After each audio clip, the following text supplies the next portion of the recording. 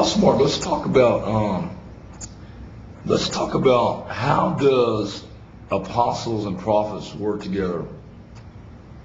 You know, I know that you have more of a prophetic background than even I do, but I mean, how do you see apostles and prophets working together nowadays? Well, the key thing that I'm seeing is that, one, we have to agree to cooperate with one another to get the maximum productivity out of both gifts. A prophet always works better with an apostle. An apostle works better with a prophet. I believe the grace that's on each other's lives draws the fullness of each gift out of each individual. And so how do you see, I mean, give me just quickly, what do you think is the unique difference of the apostle versus the unique grace of the prophet?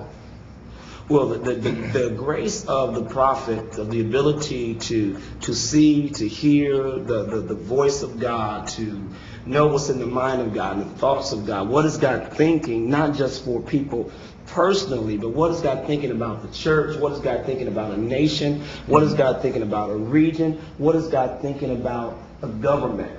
So the prophet has the ability to get the information from the mind of God and relay it to the body of Christ. And I believe that the grace that's upon an apostle's life as a wise master builder can then take the information that the prophet receives from the mind of God and begin to build a structure. Now he takes it and he judges it, is that right? Yeah. And then he decides whether or not it's the time of the season, et cetera, to use that? Yes, that's correct. Prophecy has to be judged. I had this strange thing happen. I had this guy come up to me and he told me that he had a dream or vision of something uncomfortable in his church, okay, with a set man or some sort of a direction or something like that. And so I asked him, I said, are you a son in that house? Are you a prophet in that house? Are you recognized in that house? I mean, how does a person that's a prophet in a house, how do they, when they get something from God, what is their responsibility? You know, I mean, do they just stand up and say, "Thus saith the Lord," and Shadabakaya, and you know, I mean, what is the protocol of statesmanship of that house prophet or that prophet that's in that house? Should they be recognized, not recognized? I mean, what is the deal with that? Well, I feel they should be recognized. I believe every local church should have an order or a guideline that they set up. Prophets need to have boundaries. They need to have perimeters in which they have to operate in. You just don't jump up and shout because you have a word. And I believe that's the mixing of the grace of the apostolic and the prophetic, that the apostolic says, okay, now you've been shouting, hollering, everything you want for all this time, but now the apostles are here to help bring some structure, help bring some clarity, to help you to bring balance to what it is that you're doing. You just can't just jump up and shout. You can't override the authority and the law. Oh, yes. So in other words, a prophet can't force their gift on an apostle. Is that what you're saying? Yes, you cannot force, the gift cannot be forced upon the apostle, the set man. It cannot be forced to be released in the house. Yeah. You know, I think the good thing for prophets, they need, because prophets have been terribly rejected. But I think the good thing is that now prophets are beginning to find out the apostles love them. They covet their gift. They want to put them in their role. They want their voice in the church. But I think for a long time, prophets have not really had a protocol or structure in order to operate in properly. And when I was talking to this guy, I asked him, I said, are you recognized in that house as a prophet? Well, initially his response was, well, everybody knows I'm a prophet. Yeah, but does the apostle in the house recognize you as a prophet? Because, and I gave the example, I said, you know, we all know when Nathan came to David, he said, thou art the one. Okay, now we know that David and Nathan had a covenant relationship. I mean, they worked together. He was a known house prophet. Yes. What if they wouldn't have had any covenant with each other? What would have happened? I mean, I'm assuming, but it could be that Nathan could have lost his head, man, okay? And so I think it's important, don't you too, that a prophet is recognized by that apostle? Yes. They need to be recognized, established as a proven prophetic gift. We can't let anybody that just shows up at our front door saying that they're a prophet come in and begin to say that they're declaring the word of the Lord over that house, because the set man that is there is responsible for that word that is being released over the people. Mm-hmm. So now okay. Now hold up. That's a good point. The ultimate responsibility of the direction of the church and to receive that prophetic word or not receive it, or judge it according to the time, etc., etc. Yeah. That doesn't lie in the hands of the prophet, does it? No, it doesn't lie in the hands of the prophet. He may feel that this is what God is saying, and he gives the word to the set man, and even though it comes from God, the set man still has the right to say, okay, if this is God, then we'll do this, or I don't feel that this is the proper time to do that. The prophet's responsibility is to release and relay the word, and after you do that, basically, that your assignment is complete. So you're done. So then they need to just chill now. Okay, you finished your grace. Your grace is done, right? Yeah, just cool out. Because I see some prophets, man, they get so frustrated because, man, he should be doing what God said, and he's missing it, and the glory of God's going to depart now because they get frustrated because they're not the man of God or whatever is not doing what they think God said to do or what they know to. Yeah. So what are you saying? When you're done, you're done. You're done. You can get to a point where you'll make yourself frustrated, even in your own gift and your grace, that you deliver a word and you want to see someone operate in what it is that God has said, but you can't waste your time trying to force somebody to do something that God is telling them to do, or you feel that God is telling them to do, but then you're going to miss out on the next thing that God has for you while you're trying to get somebody else to deal with the first thing. Mm-hmm. Okay, now let me ask you another. What about prophets that just flat out aren't being recognized in the house that they're in? What should they do? See, that is I used to feel that. Was two answers here. One, I believe that sometimes God will have a prophet in a house to make him. Jeremiah 18, he told Jeremiah to go down to the potter's house. He said, there I'm going to cause you to hear my voice, or I'm going to teach you how to hear the voice of God. Sometimes going through a making process, we learn to hear God's voice. When we're down on the floor, when we're being mistreated, when we're being rejected, it forces us to be on our knees and on our face, seeking God so that we can hear what God's saying. So you're saying that could be the potter's house? That could be the potter's house. Man, I don't know if anybody wants to hear that, man. But that's right, isn't it? I mean, because that's a time where, I mean, we know that it's to be like a wilderness place where you're being tested and tried and you learn how to speak the word and stuff. So now what was the other answer? Well, the other answer is that maybe you're in the wrong place. You could just be flat out in the wrong place. Right, you could be in the wrong place. Maybe you're in a place where it's not apostolic even. There's no apostolic input. There's no door for the prophetic. And, many times I have people, they say, well, I'm a prophet and I'm in this church and they don't let me prophesy and they don't let me do this and they don't let me do that. And I always, the apostolic answer to that is, well, why are you there anyway? Right. Now, the prophet's role in the local church with an apostle, is it for revelation? Is it for direction? Is it for warnings? What is it? I mean, what do you see as the main thing?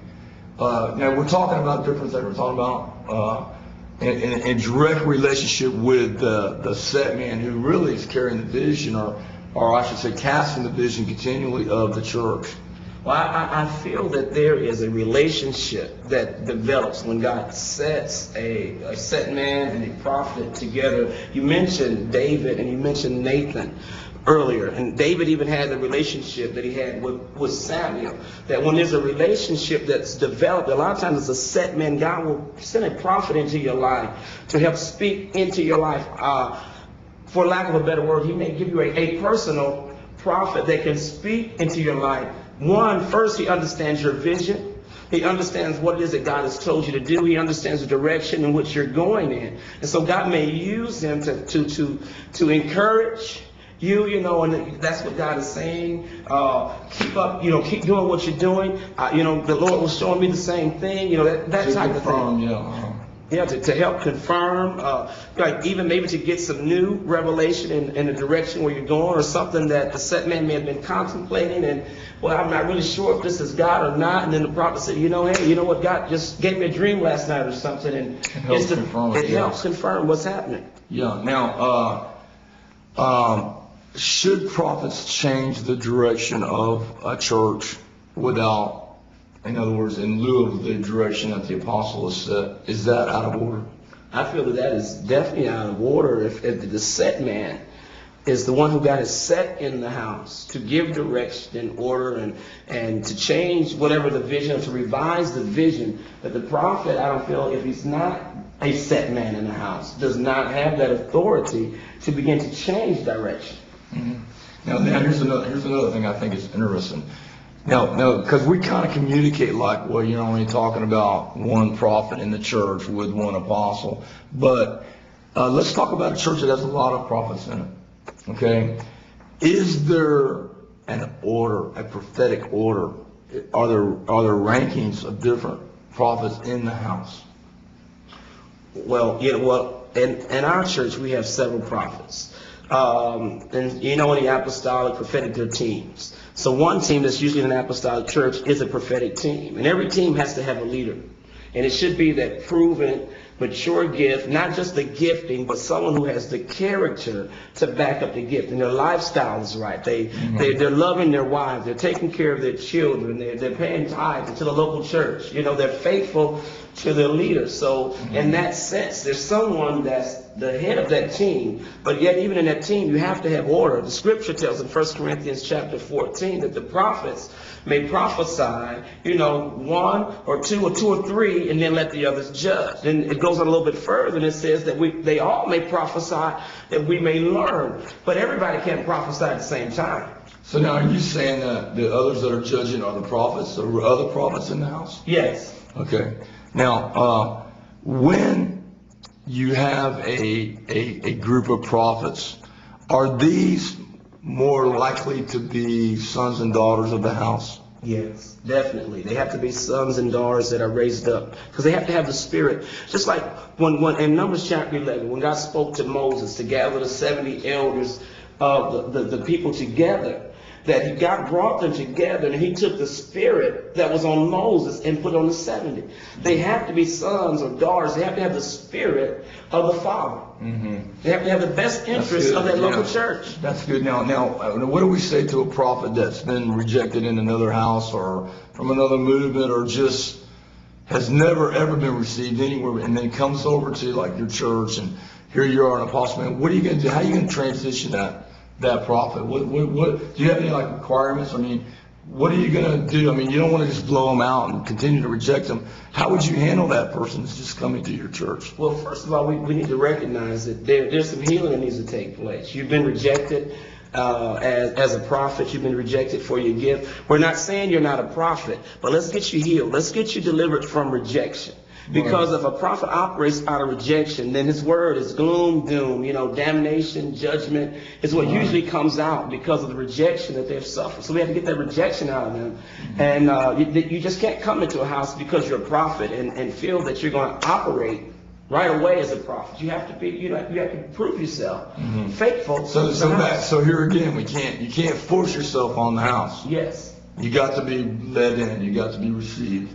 Yes. Okay. Now, so I guess you pray for that person, and now also, do you feel like during this transition, there's a time where they need to catch the vision, right? Yes. And you can't catch the vision, I don't think, in a couple of services. No, you can't catch the vision in a couple of services. You need to be there, know what's going on, know the direction that the church is going in. Again, have the spirit of the leader, an understanding of the vision, and any true prophet that is humble and sincere about the things of God will submit themselves for that season to get to know that local house and get to know that leader. Mm-hmm. And is there also a testing of faithfulness? Yeah, there's a testing of faithfulness, your commitment to the local church. Mm-hmm. Now, here's another interesting question. Do you think a person that transitions as a prophet, is that person going to be recognized by everybody And in other words, is everybody, all the other prophets going to get an assurance that that person is also supposed to be here and supposed to be a part of this team? Does that come? Yeah, I believe that it comes at the confirmation that this person should be a part of this team that's looking out for the best of the ministry, that confirmation should come. It should be a witness in the hearts of the other team members. Good. Okay, man, this is a great conversation. Well, let's go get some coffee.